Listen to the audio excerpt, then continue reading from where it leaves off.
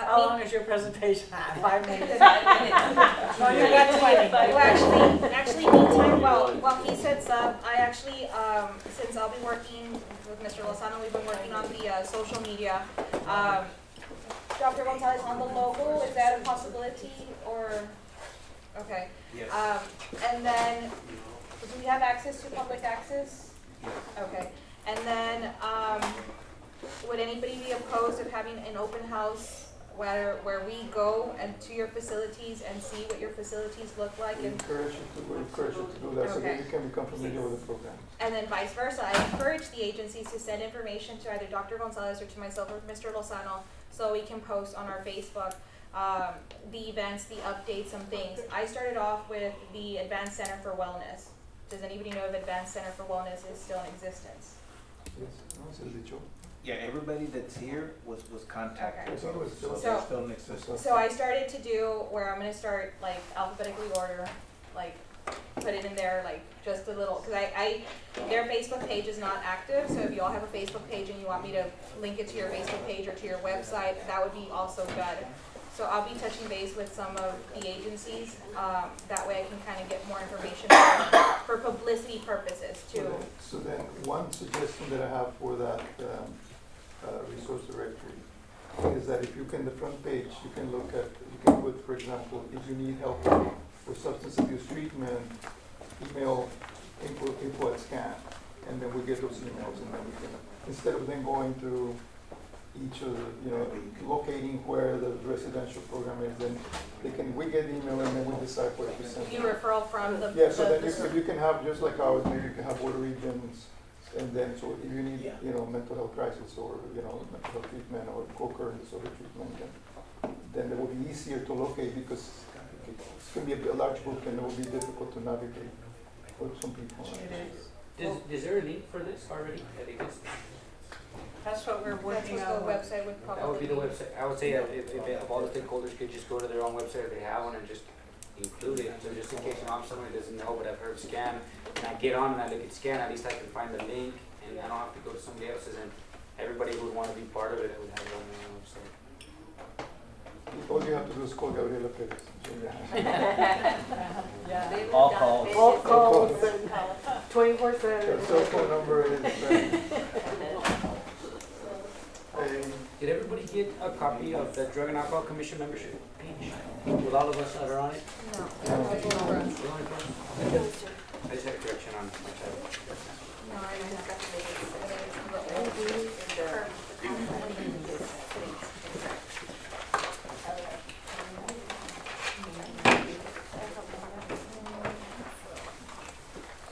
Possibly. It says Colima. They have your title right on.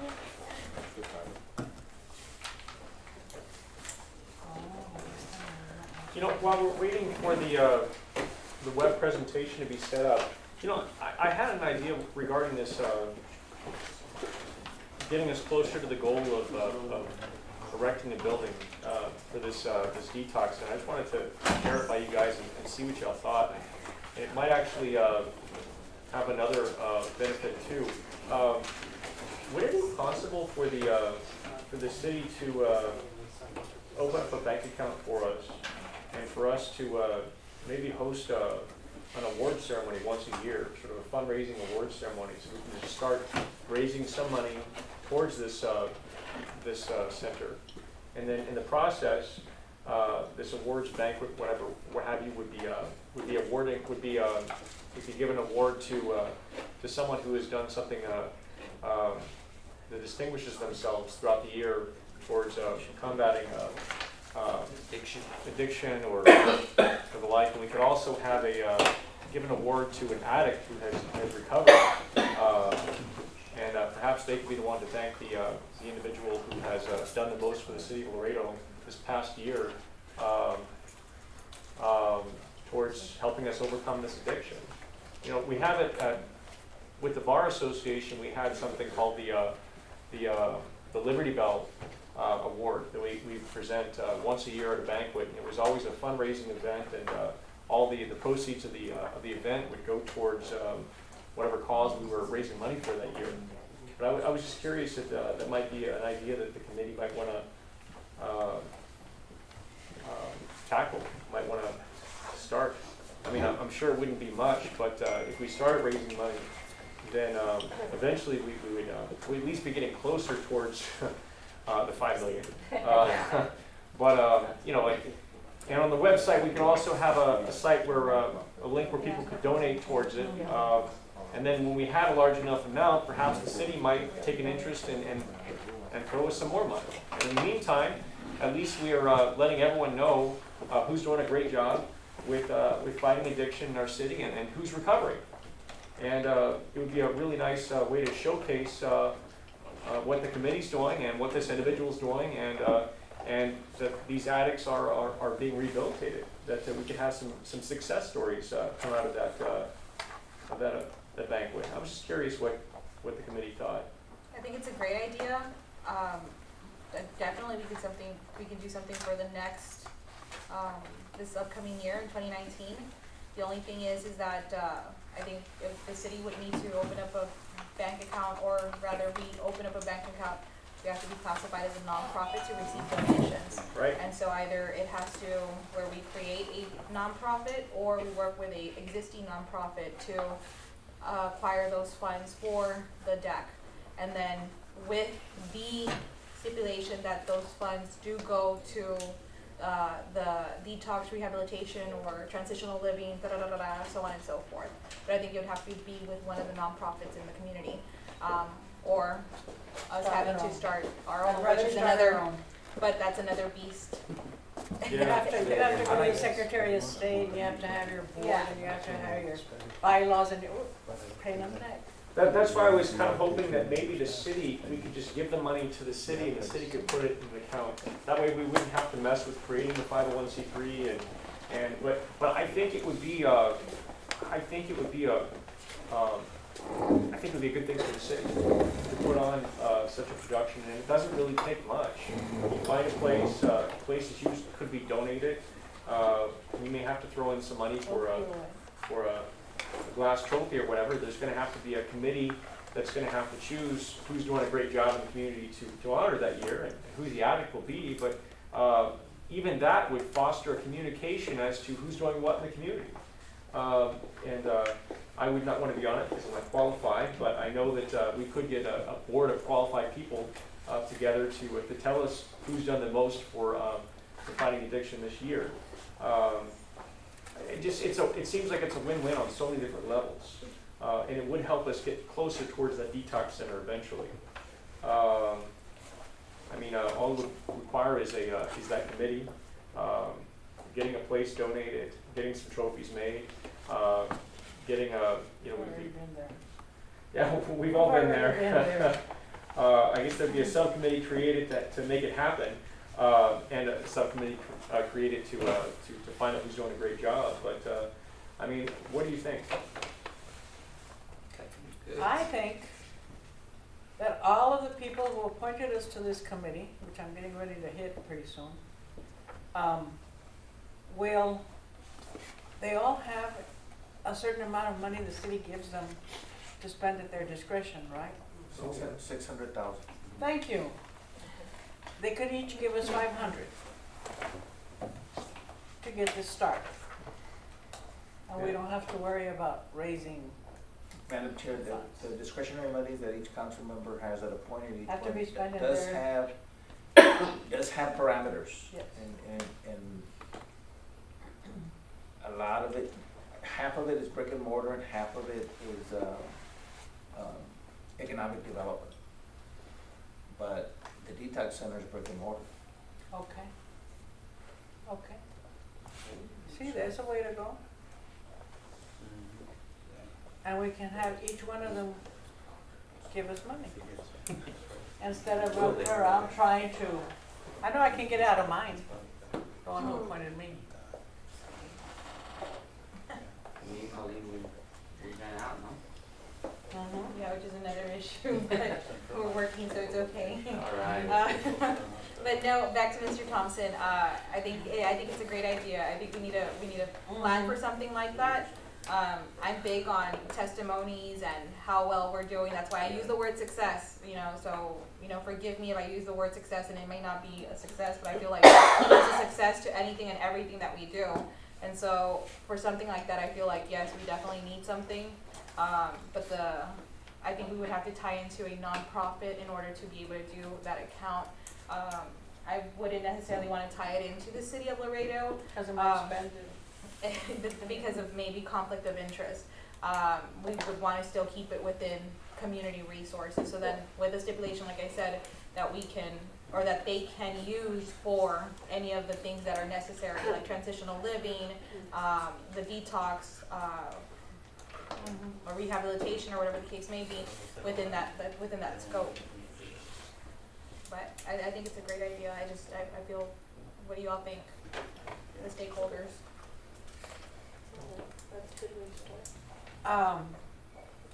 One thing I don't like about it is picking which one was the best that year.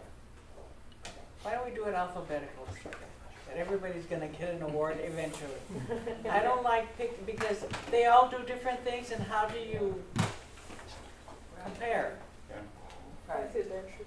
No, I think what the angle that we might be able to go into for it to be very well attended and a very well funded event is to choose somebody in the community that is known and can pull people to come and support monetarily.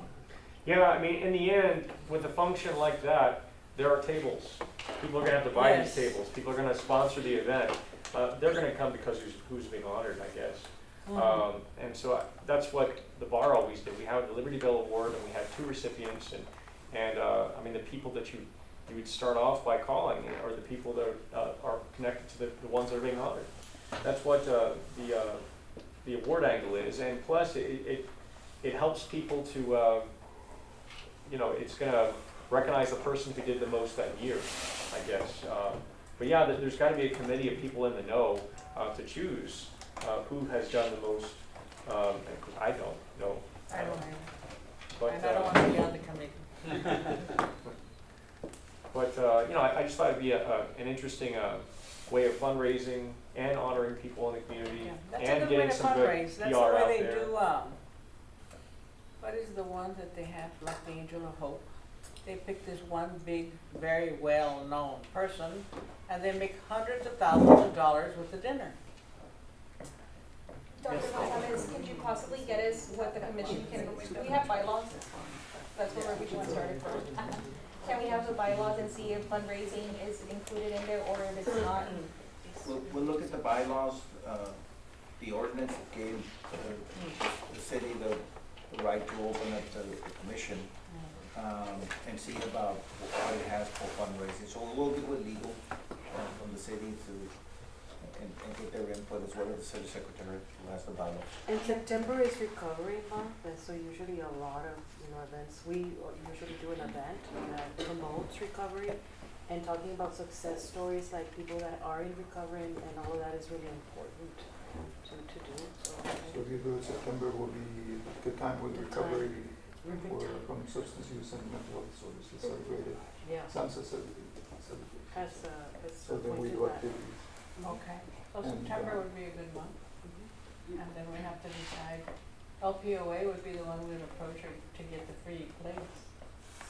Okay, Oh, he doesn't have a say so. It's a An different. association. but it's still, you know them.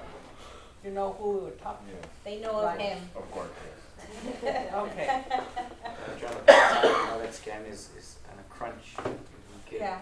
get started with the presentation, so we can Yes. ask Scan do theirs. please, Sure. we Thank should you. have.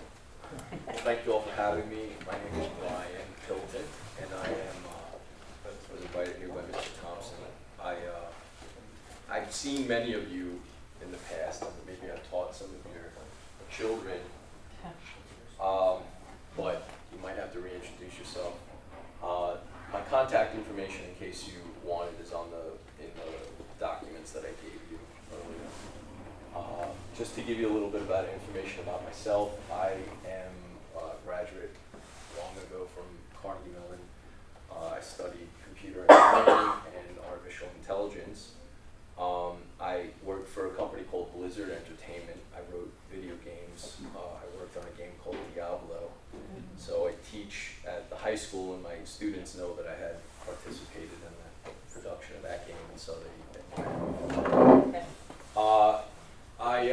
I was a consultant for many years to a variety of different companies doing software development, ranging from industrial companies, elevator companies. I worked for a company called Service Channel, which provides, it's similar to actually the project that we're proposing, which is service companies, connecting service companies to facilities that need servicing. And now it's a large company. Back then it was a startup. We were working out of Manhattan. I'm sure they have hundreds of employees now. Let's see. And I currently, I developed the Webb County Bar Association directory service that I believe was, I don't know how long it was online for. I know Paul had mentioned it'd been decommissioned a few years ago. But, so I have experience, a little bit of experience in the public sector. So, pardon me if, let's see. And now I teach high school. I am teaching at United High School, and I coach the robotics team, which is probably where I know some of you from. So that's that. And from what Paul had explained to me, I understand the problem that Laredo has a large, or I should say sizable population of people who experience substance abuse problems, alcohol, drugs. And apparently, I had taken this off of addictioncenter.com, major hub for drug trafficking and abuse due to its proximity to the border. Laredo's home to 10 rehabilitation centers, which my understanding is a high percentage compared to average cities, I suppose percentage-wise. So my understanding then is that people or clients lack some sort of central way of accessing information about providers in the community. And I'm assuming that it's not only drug rehabilitation, but even legal services and medical services. That's my understanding now. Providers, from my understanding, have a hard time actually publishing the information. And so connecting those who need the services with there's the crux of the problem, as I understand it. And system administration is costly, time-consuming, and error-prone. There's a directory. I'm assuming it's paper-based. Okay, so that was another thing that I understood as part of the problem. Let's see. So my solution proposal to the problem then is a user-friendly service connecting clients with providers and the services that they offer. Clients should be able to easily find the provider information they're looking for, and opportunities, or I should say criteria to search by, include the services, the cost, the insurance policies they accept, the location and distance, and some additional information. Providers are able to easily update information on the services that they provide onto the site. So those were some of the necessary requirements as I see it. Usable on a number of different devices, ranging from a desktop computer, a cell phone, or a tablet. And someone had mentioned something about an app earlier, which I think is a good idea, but a website can actually, if it's designed correctly, satisfy most of the requirements that an app could. The real issue is just people knowing where the URL is, where the location for the app is, and you can post that on Facebook, you could put it on a QR code, on a poster, and as long as they find the URL and the site's designed correctly, you can use it on a phone, on a cell phone. It's just a matter of designing it but in a way that they call responsively. It's called responsive design. So there is a system that uses what's called a passwordless authentication, which is just you provide the system with an email address and it logs you on. You don't need a password. And I had mentioned that to Paul, that might be a nice feature if for the providers to update their information. The system would be easily adaptable and expandable. They would save money by lowering administration costs most of the time. The motivation behind those systems like this is to lower administration costs, and then more importantly, provide a service to those who need it in the community on the client side.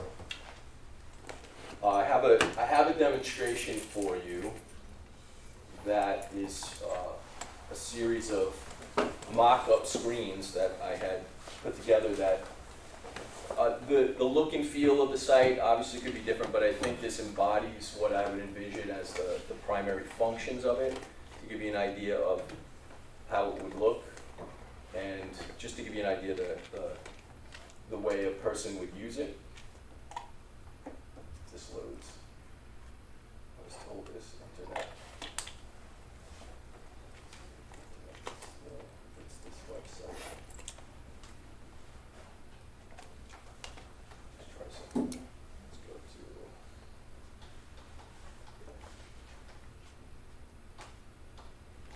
to. I want to see if there's a potential for this to. Okay. It looks like it's a little slow.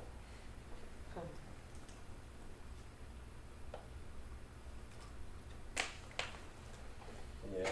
Well, let me use another method for doing this. First of all, I have. I'm going to pass this around. This is a printout of the screens that you're going to see on the presentation. I didn't make more copies than that just because I didn't want them to just be distributed freely. But let me. Let's see. I'll give you a rundown this way. The URL.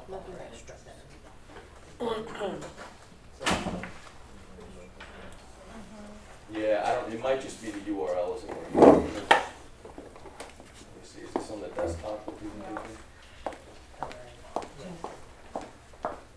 What directory is it? Oh no, there was other files I needed.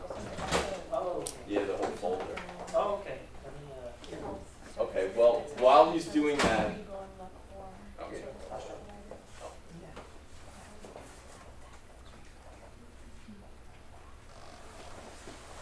So while he's doing that, I have I've given you all a proposal. It's not too long, but it outlines. Essentially, I wrote a letter that outlines how I work. Commitment letter, the problem statement, the specifications, which are on the page 3. Outline how the system would function in a broad way. The details, obviously, would be refined as we go along, and then the development timeline. And I'm not sure how quickly this, would move along, but I estimated 3 to 4 months development time, and that was, based on communication and some back and forth. A little bit of room for that.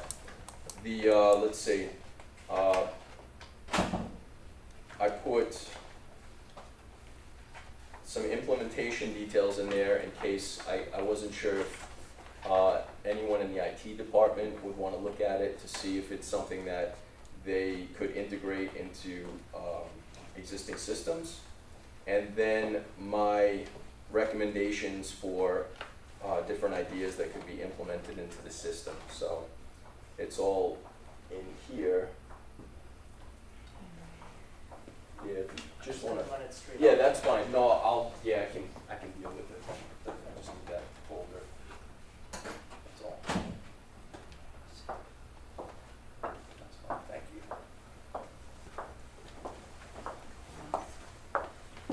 Let's see here. Okay. Well, here is the set of screens. Unfortunately, I can't show you.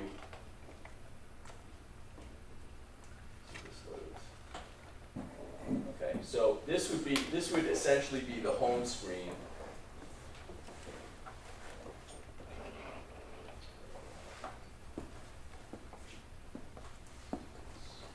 Apologize for that.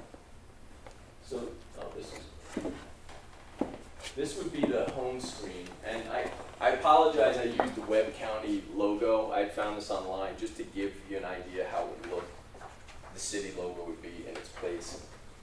So the idea is that a client, someone needs services would come to this page, and these were the primary search criteria that I thought would make the site easy to use and useful, which is either the name of the service provider, the service, or the insurance accepted. Most people, I would assume, would use the service. So they'd click on this, and this would give you a list of services that were available. You'd identify the service, and then if you were interested in whether or not, or what insurance companies were accepted, you could drop this down. If you knew the name of the service provider, you could drop this down, but any or all of them could be selected, and the search would be refined based on that information.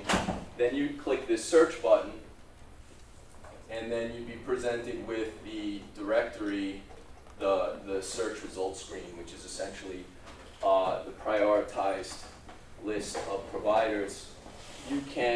The idea would be that you'd be able to then sort them based on their name, the distance, the cost, and the service that they provided. The way that the cost was structured, I'd still need to refine it a little bit, but the general idea would be that, and you'll see in the provider administration screen how the cost would be identified as opposed to being a text field that you type in. There's some structure to how the cost is stored in there. But so you'd see this screen as the client, and then you would click on one of the providers, and just assume I'm clicking on that. The demonstration had that in there. And so you'd be taken to the detail screen for the provider, which has the name, the services, and then contact information with a map, what insurance they accept, and then each provider could put additional information in there that was specific to their service. And then, if you wanted to step through each provider, you'd be able to do that. Then you could click on the service itself, and then you'd get more information on that particular service. So you'd have this service detail screen, which would, again, give you, I assume that different services might be held at different locations. So even if you were a provider that had, a number of facilities or locations, you could attach the different locations to your service, to your organization. And so you'd have a service-specific location where that would allow the person to then understand where the location was for that specific service. And then the cost, and then the insurance, I'm assuming was service-specific, and I may be wrong about that. And if that's true, then this wouldn't show up on the screen, it would just show up on the provider screen. And then any additional information for that particular service that would be relevant. And then a map where you click on that and it will give you directions to that particular location. And so a person clicking on the name, this would bring them back to the previous screen. Clicking on the name here would actually give you a link to your website or the service provider's website or Facebook page, whatever URL you wanted to put in there. So that's the idea. This is what we consider the client side of it, which is from the the user standpoint, the person who is looking for the services. Then you have the service provider's standpoint. So from the home page, or actually from any of these pages, the service provider would just put their email address in here and click submit, and the system would send them a link to their email, and they use that link to log on. And I explained to Mr. Thompson that because the frequency that you log onto the system wouldn't be that high, it's probably a better way of doing it than having passwords because of security concerns. But passwords could be implemented as well. This is just a more modern approach to doing it. So you would click on this login, and then you would just, as a service provider, enter your name and your address, contact information, a website URL, which is what, when you clicked on the name there, it would take you to additional information. You'd see a normal logout button. You would see services, this little sidebar here where you'd add services to to your organization, and you can edit and delete the services. And then if you click add, for example, you would be presented with this screen, which is just a form for adding the service. You select from a list of services that the database would allow you to select from, a location for that specific service, the cost interval, which would be based, if the service is provided on a monthly basis, a session basis, per visit, and then the cost for whatever that interval is, and then any additional information for that service. And then you could add different insurance providers in a list here based on a list of insurance providers that were in the database as well. And so that's the gist of both sides of it. That would be from the client side and from the provider side. Then there would be an administration module where an administrator would log in and update the service list and update the email addresses for the providers that are able to log into the system, and update the insurance providers as well. So that would be the administration component of it.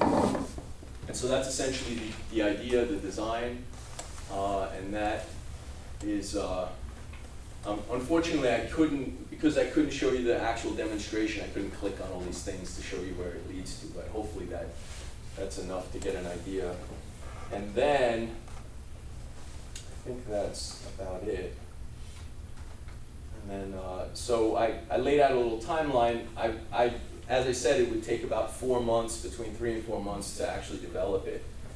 And the first thing to do would be to sit down. I'm assuming Mr. Thompson's my point of contact, to sit down and refine exactly what the functional specifications are. If there's things I would like to be changed. And then the way that the appearance, the look and feel of it, because I'm not exactly sure if I hit it on the mark. And then a domain name, which would be, part of the URL that the people identify it with and click on when they link to it.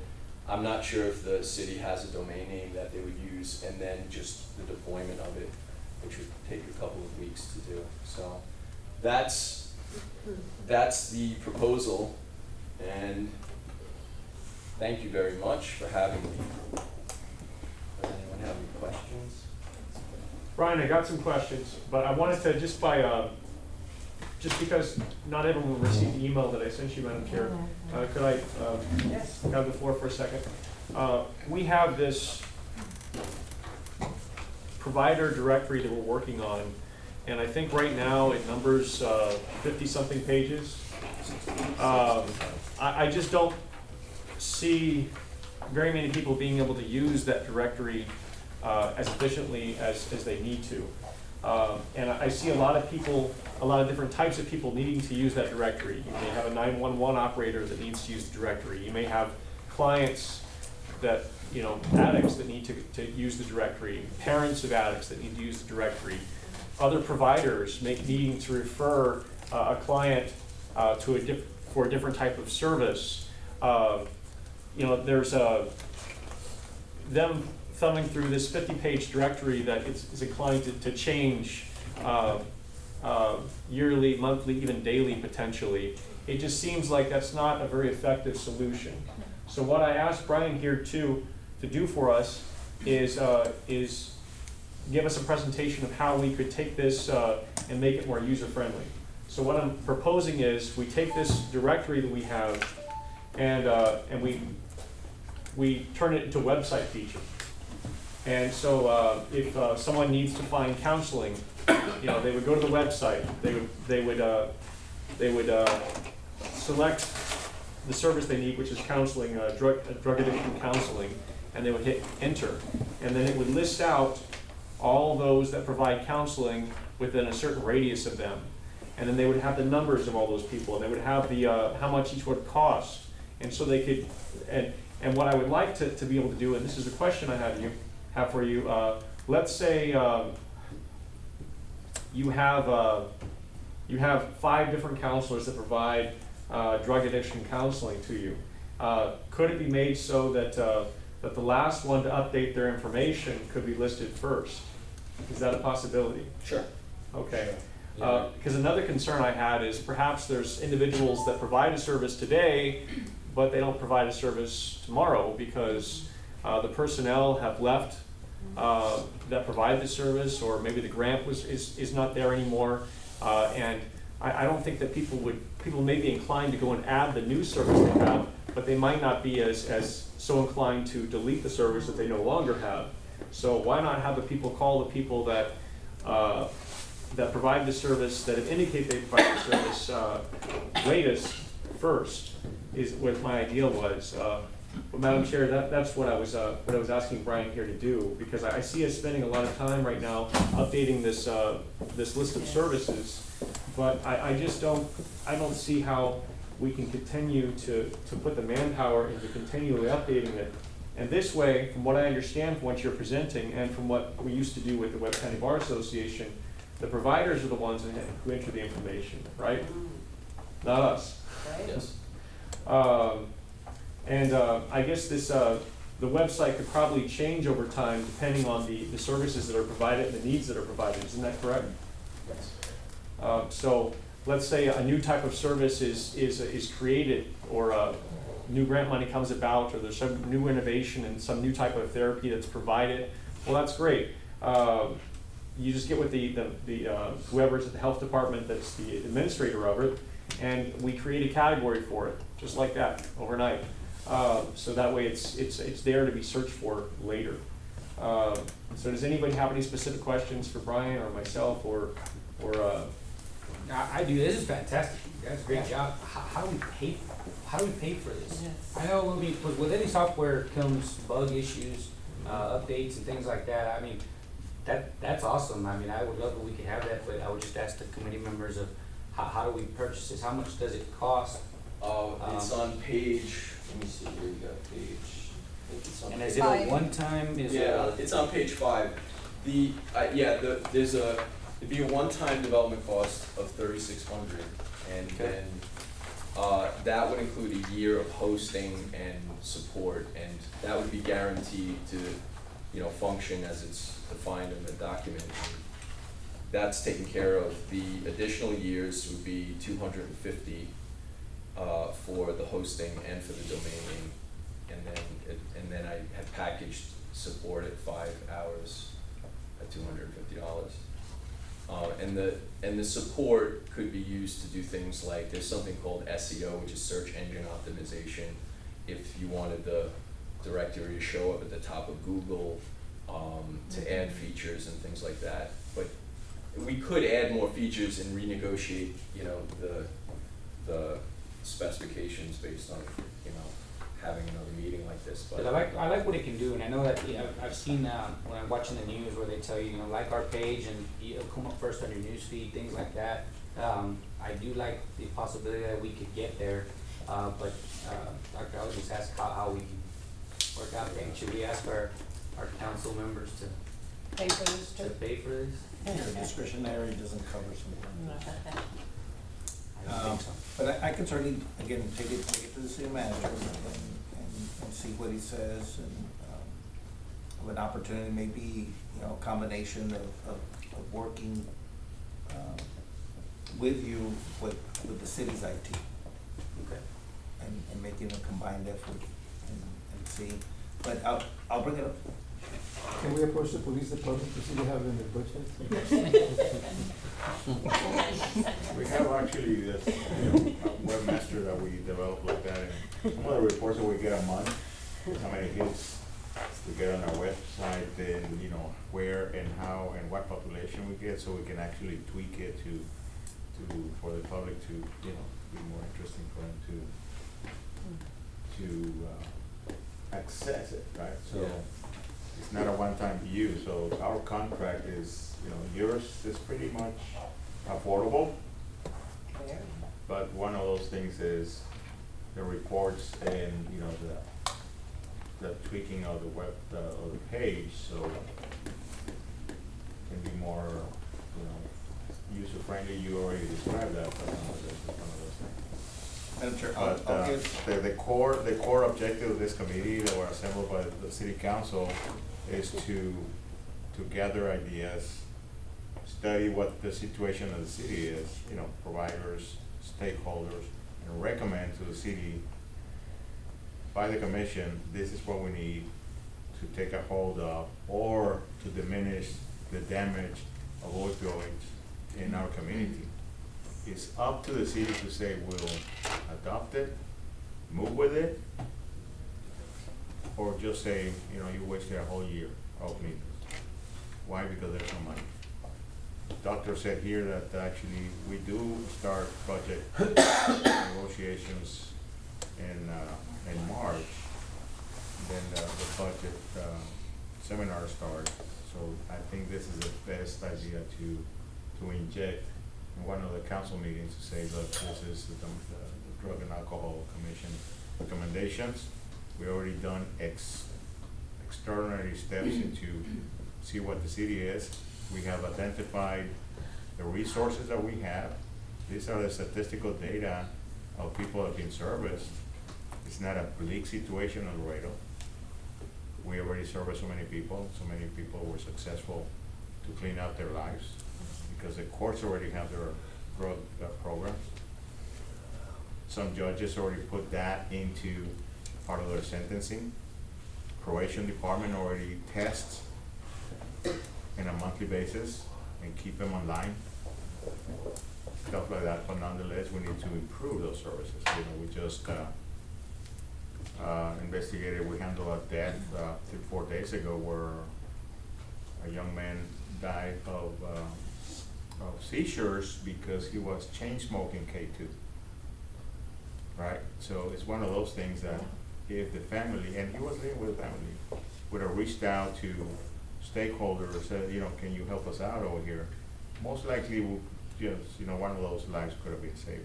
There's so many people out there living with abuse of alcohol and substance. So I'm very proud of this committee that already moved, you know, already mountains to put this directory and actually having all the stakeholders in one page, in one room. This page is gonna be a tremendous help. So I think it's, you know, once we get a hold of this contract and tweak it to continue, and I think, you know, their involvement with you and IT with the city of Laredo would sell the project to our councilmen versus a standalone. But you know, let's just move forward. My recommendation is as a liaison with health department is to move forward. As per your question here, we do have a budget, but it's not. But it's not for you. And we can always divide it, you know how it always works is you say, okay, we had the number of deaths we had in the past 5 years and this is only so much. And so divided by that number, how much would it have cost to save those lives? Well, Madam Chair, we'll get city IT to contact and start working on the proposal and present it to council. Okay. Now, before you move on, I had some, just a few extra questions for Brian. You and I talked, and I'm not sure this is included in the price, but is it possible to have a message board both externally to show the public and maybe internally to show the providers? I believe at our last meeting there was an announcement made about some training that was going to happen. And they came here to announce it to all the stakeholders. If we had a message board, one that could be sent to all the providers, I'm thinking that that announcement of that training could just could be posted, and so everyone checking in to update their site, update their information would see it. And we could also have that type of message board for the general public, you know, to maybe advertise for this new award ceremony that we may have, you know. Or if there's free musicians for the health department, or if there's a free if there's some type of free needle that you can be injected with to come off of your high that the local librarian has for you or something. So is that a message board? Are those two types of message boards in the proposal, or could you work with the IT to get a proposal to put a message board on there? Well, currently it's not in the proposal. I had a section in there for recommendations and future work, which I did. You had mentioned you had some bullet points on the email you sent me, so. Okay. To turn it into something like a blog which is basically what you're saying, somewhere where people can post articles and advertisements and things. It's totally possible. It's just, my assumption was the critical part of it was the directory. Right. So, but yeah, definitely, you could put on the front page there, you could have providers post articles, or, you know, whoever you wanna give access to do that. It's not difficult, it's just would be a separate feature. Okay. Yeah, most websites have their Facebooks embedded into their website, so that might be the option, since the Facebook is working as a social, avenue for the events, the updates, the articles and things of that sort, and then it's just easier.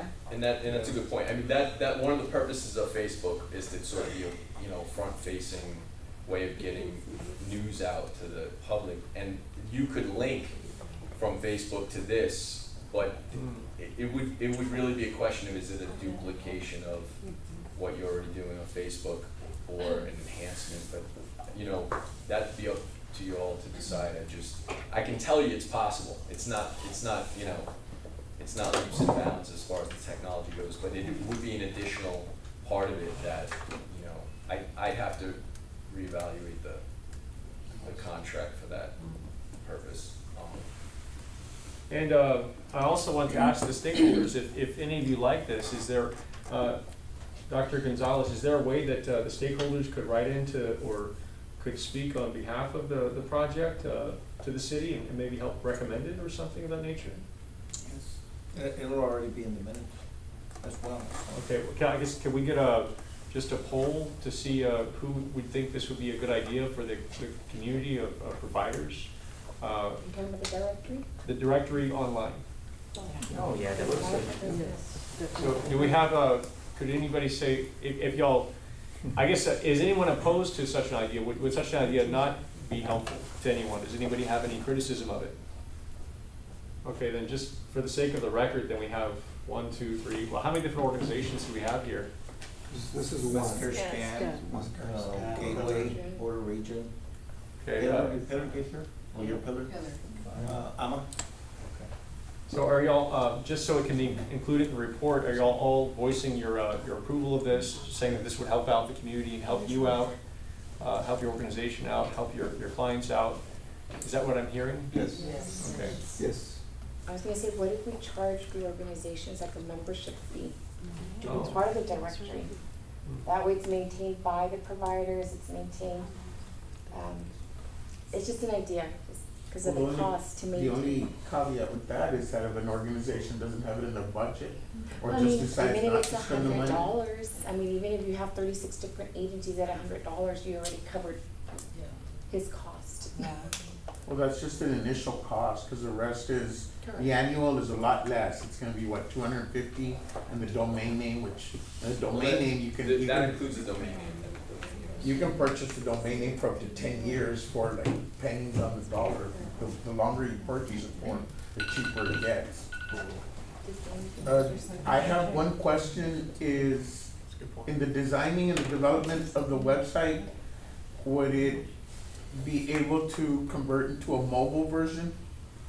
Yes, Okay. Initially it would be a website Right, that's right, designed for cell phones and tablets. But to convert it into an app would also be possible.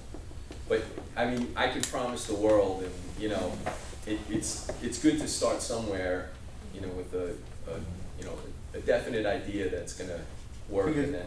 What I'm thinking is one of the selling points of city council is that we stand up there with our phone and we access it, and we show them how easy it is for anyone to access it. So somebody that's strung out will be Yeah. able to access it as easily as Oh, they yeah, call and a that- dealer for another 20. And that's definitely something I consider, don't get me wrong. The idea would be that somebody who didn't have access to a computer would be able to use it. And, you know, find the information. But I guess my point is, you wanna start somewhere and then see how, you know, it's a little bit better if it works organically than saying, you know, let's try to do everything at one time, and, you know, just to kind of feel out how people are using it, and then to see, I mean, a lot of times people, they want to develop apps, but nobody downloads the app, You know, because it's so specific that you wouldn't really put it on. Oh, your right, phone. I'm not even thinking about an app, because yeah, somebody would have to download it, and who's gonna download that app? Yeah. But can it be Yeah. accessed through the phone? I mean, through a browser, if Definitely. you have a browser. Yeah, it would definitely be, when you would go to the URL on your phone, it would definitely be, you'd be able to use it from your phone without any trouble. That Because I would know be that designed to develop specifically. an app would be an additional expense. Okay. If it became a citywide, potentially it could become a citywide directory just for general services. There's something on here, there's some technical parts of it where on the recommendations and future work, I had mentioned something called a REST API, which is, it's a common way of accessing the data that's stored in the database that the website uses, but other organizations can access it through their own systems. So it's not just based on the pages that the person sees. It's like people use the Facebook API to gather information about, locations of restaurants, and then they aggregate all that data onto their own app.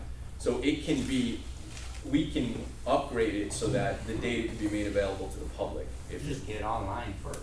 Yeah, exactly, and this is my experience doing software consulting. It's you can say yes to everything, and then in the end, it makes more sense to pick the highest priority part of it and do that first, and then add on that stuff later. But you can do, you turn it into something tremendous if it winds up being, worthwhile. And I'm just gonna be honest with you, you'd have to promote it, and people would have to have an awareness that it's there. And I wouldn't wanna see, I'm not here to, waste the city's money. So I would say it'd be something that you wanna make sure that people were buying into and using, and then reevaluate, in a few months and say, hey, maybe this is something that we can, as Paul was saying, if you add the blog component on there and you have enough readership, it makes sense, because then people are gonna see these articles and, access it, maybe even for that purpose. So, like I said, all that's possible, it's just, starting somewhere is better than. And yeah, I'd like to add, I think the starting point is definitely something we need to do. But what I'm envisioning for the future of this is we have our webpage for our committee, and this is definitely the key feature of it. But we could probably also get LMT to post selected articles on the page that deal with addiction or what have you. We could have the blog on there. We could have the hotline numbers highlighted in red at the very top of it. Just the crisis numbers, just like MHMR Board Regent was saying that they have a crisis number, right? Those crisis numbers, just the top 5 crisis numbers would be nice to put in a website like that. But yeah, I think this would definitely be the starting point. I guess if the discussion is done on it, I guess I would call for this to be brought to the city's attention, and so we could, see if they'll do it. But we will, Madam Chair. Okay, We'll discuss it. all right, and if you need any of us to be up there. When could we theoretically hear back about how it fared with the city? I need to present it to the city manager, and then definitely our IT people get with Brian to see how this can be done using some of the city resources as well. And once that's done, they'll report back to the city manager to make a final decision. Whole then have to take it to council. Because A month. there's no budget right now for it. At least a month. Come on. Or at least we'll create a document and Yes. create a record on a city council meeting that there was a recommendation to use the directory online for the same issue of, the quality of life on our community, and that'll put the foot in the door for the budget talks. And I guess if it fails the city funding, then perhaps we could raise the issue of maybe a donation by each provider to bring about the website. We'll have to Alright. hold bingos. Can nonprofits give a fee? We don't know, to be honest with you. Okay. That'd be my other concern since so many stakeholders are nonprofit. I think it will have to come from unrestricted funding, and we have barely used it for a lot of different things, like food for the clients and things like that. Right. And outpatient programs. Okay. Yes, all right, scan. When should we go? Put your 20 minutes on.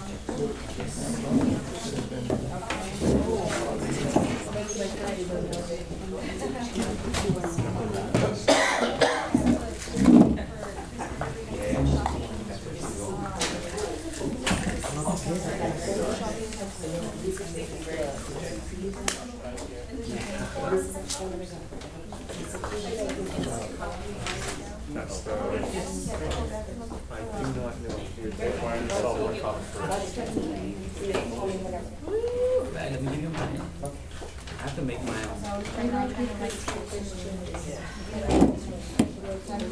If there's changes to, I would say to give it to Madam Chair. And, that way we can propose the changes and they can have their,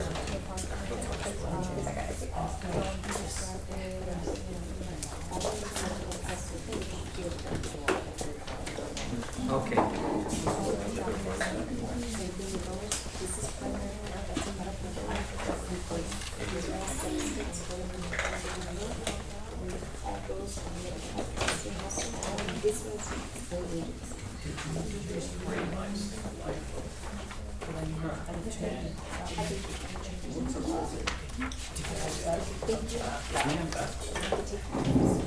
In my division.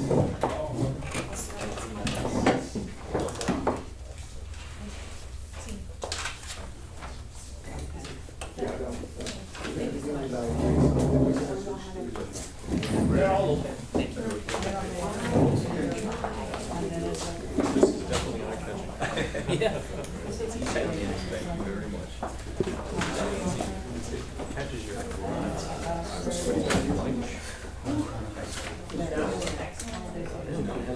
But I did, you know how right now.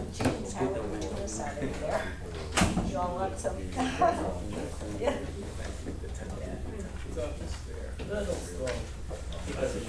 If it ever turns black, it's because like, this is those stress Okay, so, yes, we're gonna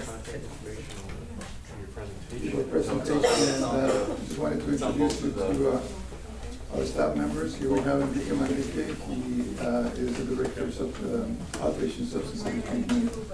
Gabriela Perez is she's a clinical director and also oversees outpatient women's services, and she oversees prevention and intervention services. So we have two PowerPoint that we want to go kind of quickly. We don't want to bore you with a lot of details, but just to kind of give you an idea that we have, and I will address that in my part of the presentation, that we have kind of areas of services that we provide. We provide a lot. We have a lot of different programs, so we kind of group them into categories. One of them is treatment, prevention, intervention, services for victims of crime, and shelter-like stress treatment services, among other services. Also, our shelter for runaway homeless children and kids that have been removed from their homes and are under custody of CPS. So those are kind of the large program areas that we have. And so to start from less severity to all the way to treatment, we're gonna begin with prevention, intervention, and Ms. Ramirez is gonna present. Thank you. All right, I'm gonna briefly go over, you all received the PowerPoint, so I'm not gonna read word by word because, we all can read. As you know, SCAN started out as Stop Child Abuse and Neglect. If you didn't know, that's how we started. Acronym SCAN, S-C-A-N.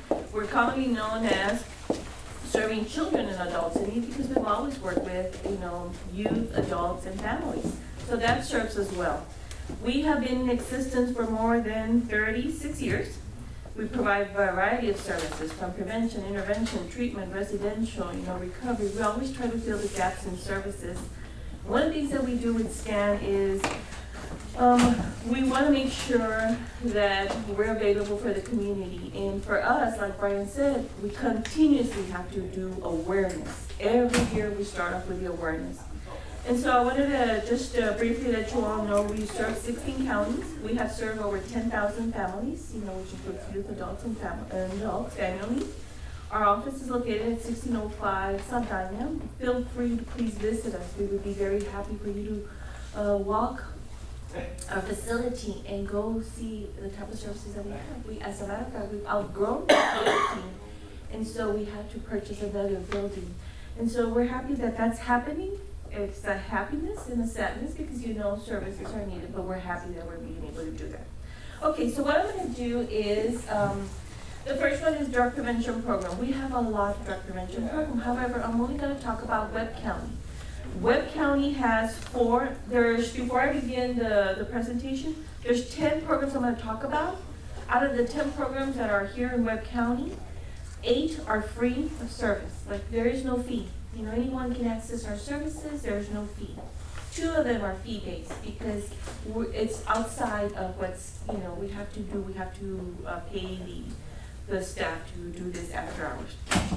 So the 2 programs that I want to talk about right now, the first 2 are in Webb County, and the first 2, the Futuro Saludable program, is for youth. We primarily work with the youth, and we work at the schools. This is a community-based school. This is school-based. And one of the things with the Futuro Saludable program is we're trying to prevent the I'm sorry, I just skipped somehow. What did he say that I'm supposed to do? Okay, the health promotion. Okay, that's the one that I want. Okay, the Futuro Saludable program, this one we're working at the elementary, middle, and high school. And our primary purpose for the Futuro Saludable is to work with those that are at-risk situations. They have not started using drugs. It's a prevention program. It's a drug prevention program. The services that we do, we normally are, we do curriculum-based. Everything we do is evidence-based, has been proven to show good results, positive results.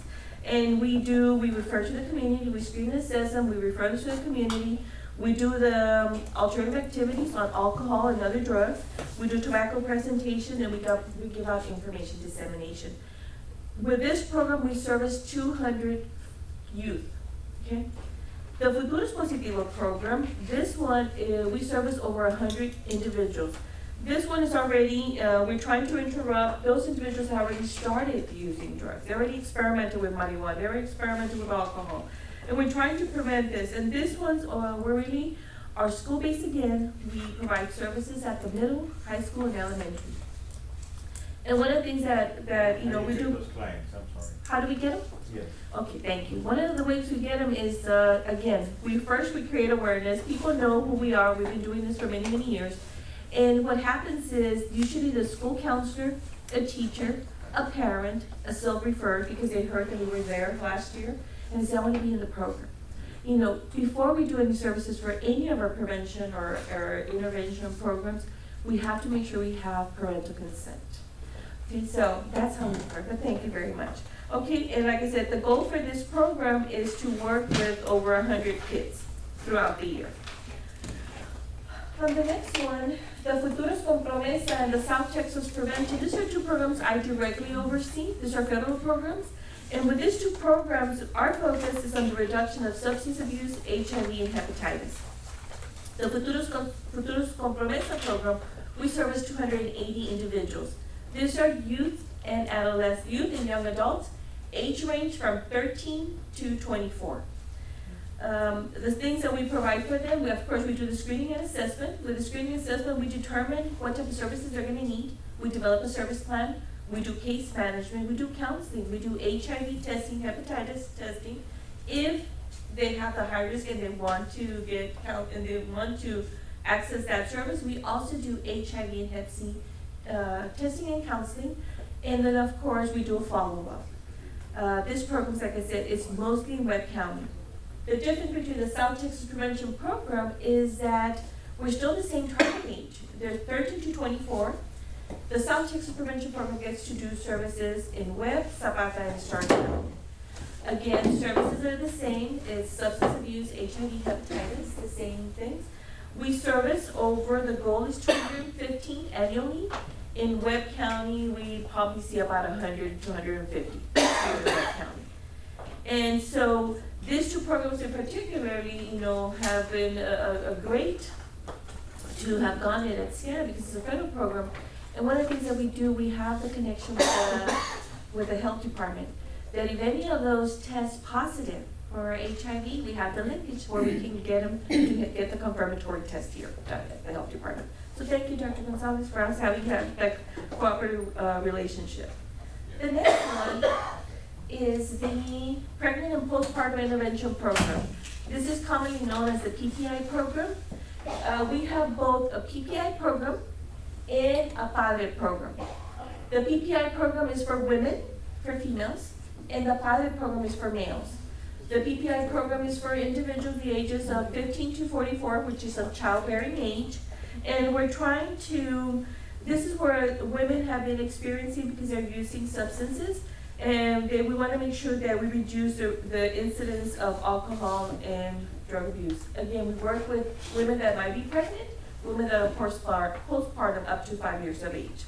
Normally, they serve over 150 individuals per year. The PADRE program, like I said, the PADRE is for males. The goal for the year is 70.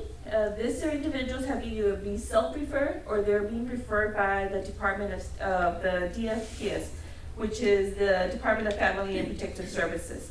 Individuals that have substance use disorder or who are at risk of developing a substance use disorder. They offer them parenting, they offer them case management, they offer them, problem ID, they offer them contraceptive education. So these are the prevention program. I have, you mentioned about we're always trying to come up with the gaps in services, what's out there for them. Well, we also have the youth, the recovery support services program. And one of the things I like about the recovery support services program is individuals that have been hired, our staff members, are individuals that are in recovery themselves. So staff members know what they have dealt with. And then the recovery we have for both youth and adults. The youth recovery, the YRCS is for the youth target population. And el todo es posible, everything is possible, is for adults. And again, recovery support services are needed, and who can access this? What type of services? Who can come to our youth recovery services? Well, it can be three types of individuals. It can be the individual who doesn't want to be in treatment right now, just wants somebody to understand what's going on. That individual can go to our recovery support system, to our YRC. This is an adolescent, or if he's an adult, he can go to Todo es Posible. He's never been in treatment. The second one that can go in there is somebody that's already in treatment. They're already accessing services. They can go to our recovery program. To go visit, to go talk to someone. They're going to have individuals there. Again, who's working there? Individuals are in recovery. And the third type of individual that can go to our recovery service program is those that have already gone through treatment, they've been discharged, but they still want to stay active so that they don't relapse. They can attend as well. And so we have for the adults and we have for the youth. And the last one that I want to talk to you about is the alcohol education program and the smoking cessation. This is the only one that we have a fee for service. The alcohol education program for minors, this is the MIP, commonly known as the minor possession, the MIP. It's for individuals between the ages under 21 have been cited for possession of alcohol, attempt to purchase. And the reason that we wanted to bring it to Laredo, and this has been there for many, many years, is because we kept getting individuals that were cited for alcohol. And in order for them to remove that citation, they had to go through an alcohol program. And we didn't offer here in Laredo. They had to travel to San Antonio, they had to travel to Corpus, they had to travel to Valley. So we developed this many, many years ago. We have 3 instructors that offer these services. We try to do it, it's a 6-hour course. It's a 2-day, 3 hours each, and they just have to pay $35. But it's something that they get a certificate of completion, and that goes with them to the court. The last one, the smoking cessation, again, why were these programs developed was because there was those gaps in services. They needed someone to offer smoking cessation. They needed someone to help the kids that were cited for minor possession. And again, this one also charges $35. How they refer, usually a judge refers them, we have contact with the judges, we go present the minor in possession, we go present the smoking cessation class. As a matter of fact, yesterday we had 2 referrals just come in. You know, the father brought in their kids saying, I want my child to go through this. For minors. For minors, the smoking cessation is for youth, yes, we have them for minors.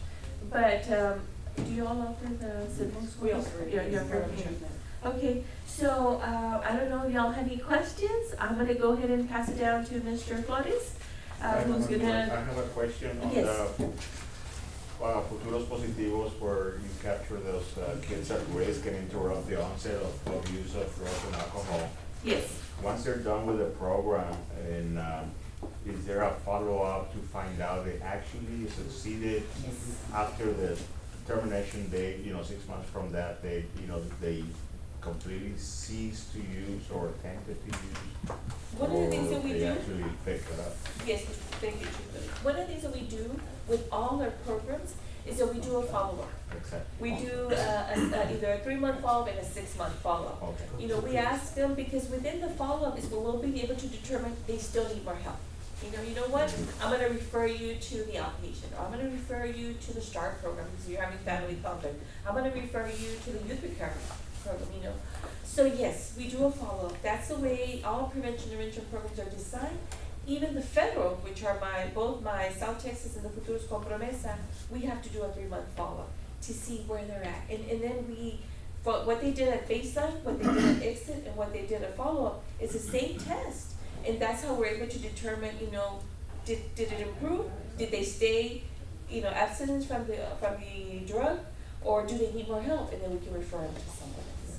Yes. And going back to our earlier conversation, that would be probably most likely the definition of success in that program, because if you treated 100 kids and you actually developed, certain percentage that they just completely ceased the use or abuse of drugs and alcohol, that percentage would be valuable, of immense value to this nation, because actually we can see there is progress that succeeded. Any other questions? I'm gonna go ahead and pass it to Mr. Thank you. Thank you, sir. As you can see, and I'm going to cover the treatment services. But as you can see, we have the continuum of services with the exception of detox, because we have intensive residential, supported residential outpatient, and all the prevention intervention program, and then, which is recovery, which is another form of prevention. So then detox is the only piece that is missing. So, I talked earlier about the major service areas, prevention and intervention, then treatment. Then we have services to survivors of violence, treatment of child traumatic stress, children that have gone through a traumatic experience and they need treatment. And then we have our youth shelter services for children that have been removed from their homes, and a transitional living program for homeless adolescents. So just going to start with an adult male facility, which has a capacity of 24 beds. And so we serve adult men 18 years and up, and is located in Rio Bravo. So we offer intensive and supportive treatment services. We provide individual, group and family counseling, and a strong case management component. So on the weekends, we have a family component for families come and visit, and then we engage them also in treatment, and they have a chance also to visit with their loved ones. So the adult female facility is the 12-bed facility, and it's also for adult women. And this is women that can be pregnant, or are parenting, or just any women 18 years and up. So the services are the same. In this particular program, we focus on the bond between mother and child, because a lot of the referrals have been because the women have ended up with CPS, and so then we focus a lot on attachment with the children. A large number of the women that come to us have issues of trauma, so the type of treatment that we provide integrates trauma treatment along with substance abuse treatment. And then for youth, I'm just going to skip to the other ones. Youth Recovery Home is an adolescent treatment facility for boys, and it's located in South Laredo. So For youth recovery home, we have two separate facilities, one in Laredo and one in the Valley. And these services are the same, individual, group, and family counseling. And we also do rope activities with the kids. We have agreements with the school districts where we transport the kids to a specific classroom so they can attend school, and then they're brought back to the facility. So they are here in Laredo, they're in a separate classroom. So our staff go with them there. So because of the kids that are referred to us, most of them are involved in the juvenile justice system. We focus a lot on issues of impulsivity, aggression, and we know that also all of these behaviors are a result because they have experienced a lot of trauma issues. And we also have a facility for girls, is 13 to 17 years of age. And the same thing, this is an aid-based facility, the same services that we provide individual, group, and family counseling. Parents and caretakers can participate on the weekends. The girls that come to our facility have more complex treatment needs, and a lot of them have experienced sexual abuse and domestic violence. So then we also accept adolescents that are pregnant. And youth outpatient programs, I don't know if you want to talk about youth outpatient.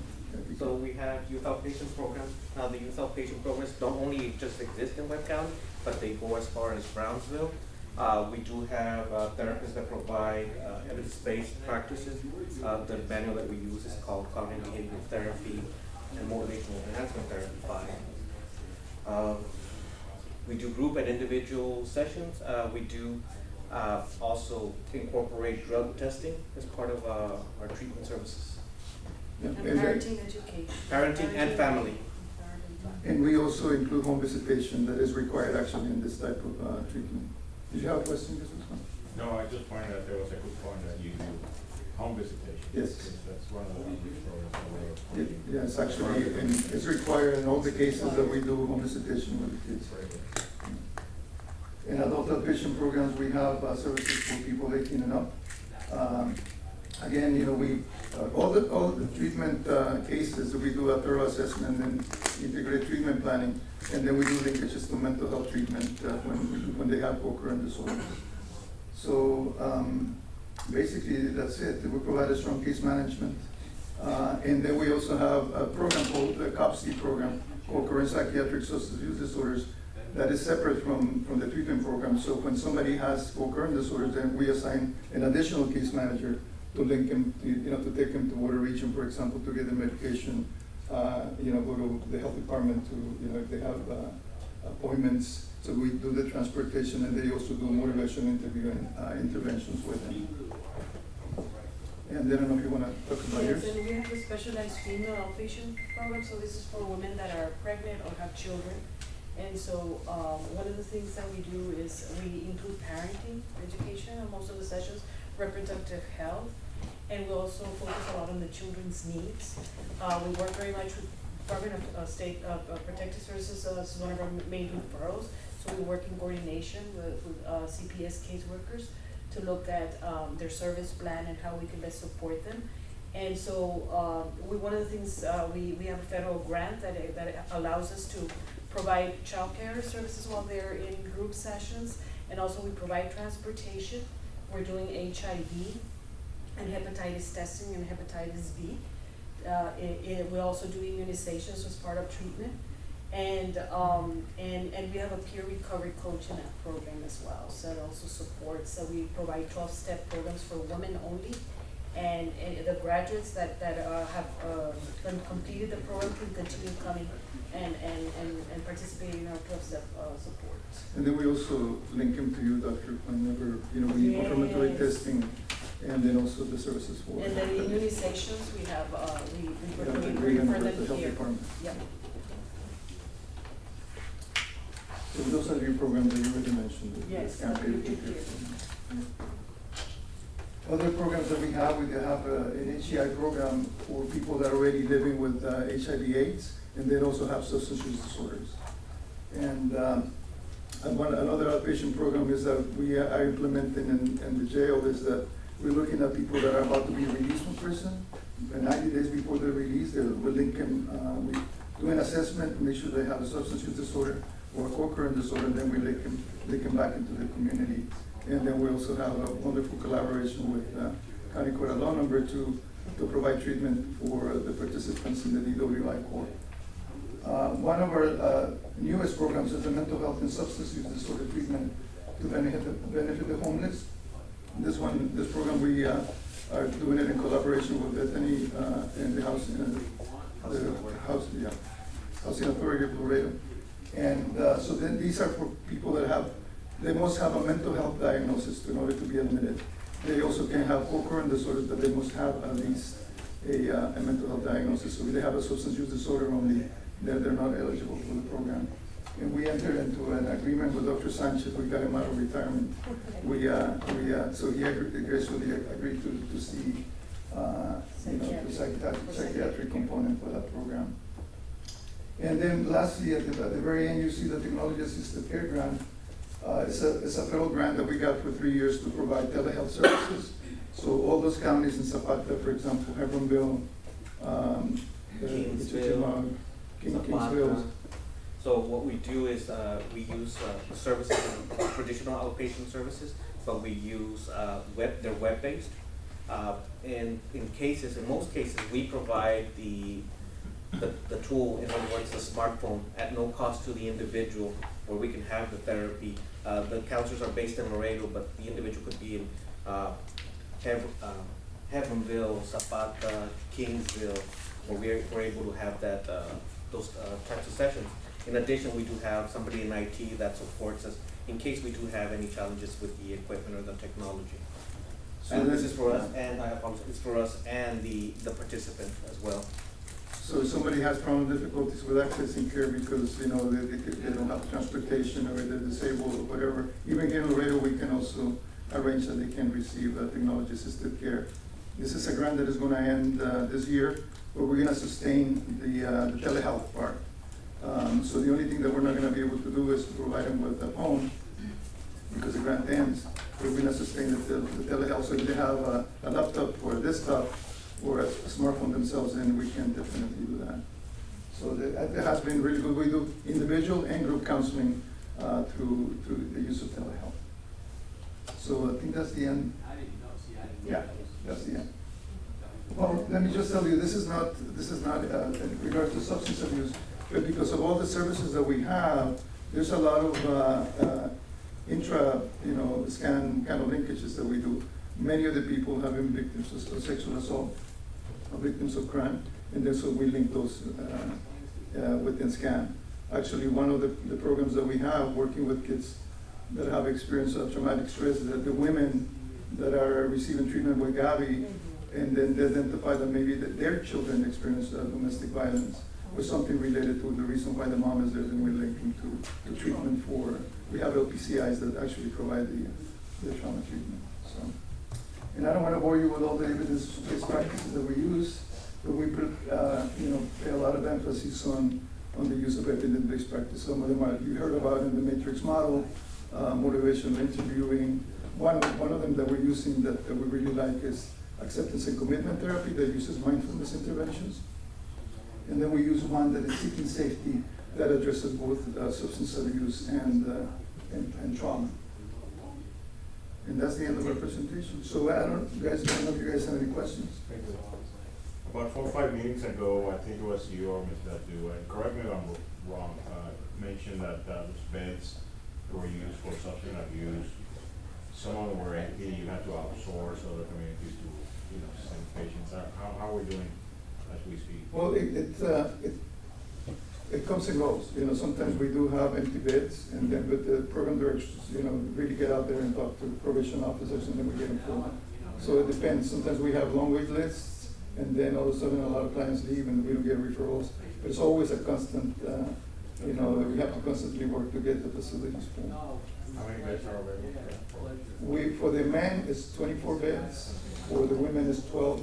For the boys, it's 16 beds, and for the girls, it's 8 beds. There's 2 voice program, one here in Laredo, one in Arlington. Thank you.